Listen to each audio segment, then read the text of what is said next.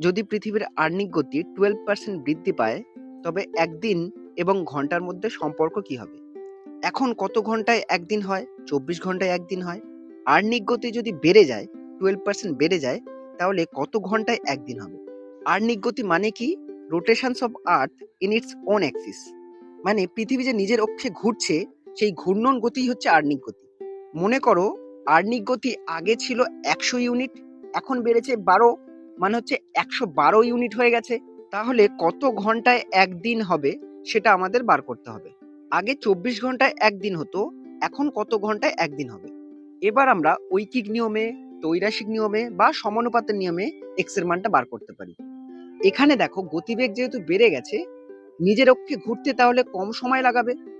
আগে গতিবেগ কম ছিল, তাই বেশি সময় লাগাচ্ছিল। মানে এই যে গতি আর ঘন্টার মধ্যে যে সম্পর্ক, সেটা ব্যস্ত অনুপাতে হয়। এখানে ব্যস্ত অনুপাতেই সাজানো আছে। সেম ডিস্টেন্স যেহেতু কভার করবে, তাহলে দুই ক্ষেত্রেই কিন্তু আমাদের দূরত্বটা একই হবে। মানে দূরত্বটা কিভাবে পাওয়া যায়? গতিবেগের সঙ্গে সময় গুণ করলে দূরত্ব পাওয়া যায়। মানে 100 ইন্টু 24 ইকুয়াল টু 112 এক্স।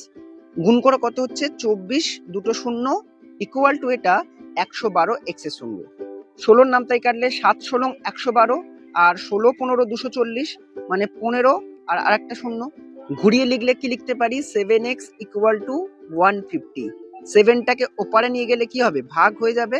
তাহলে আমাদের কত পাবো? 21.3 এর সাথে আমরা পাবো। মানে আগে 24 ঘন্টায় একদিন হচ্ছিল, এখন 21 ঘন্টা আর একটু কিছু মিনিট, মানে ওই 25 মিনিট সামথিং হলে একদিন হয়ে যাবে। অপশনের দিকে তাকালে দেখতে পাচ্ছি মিশ্র ভগ্নাংশে উত্তর দেওয়া আছে, মানে অপশন সি আমাদের সঠিক উত্তর। ভিডিওটা ভালো লাগলে অবশ্যই লাইক করে দেবেন, আর এরকম আরো ভিডিও পেতে আমাকে ফলো বা সাবস্ক্রাইব করে রাখতে পারেন। ভিডিওটা দেখার জন্য অনেক অনেক ধন্যবাদ।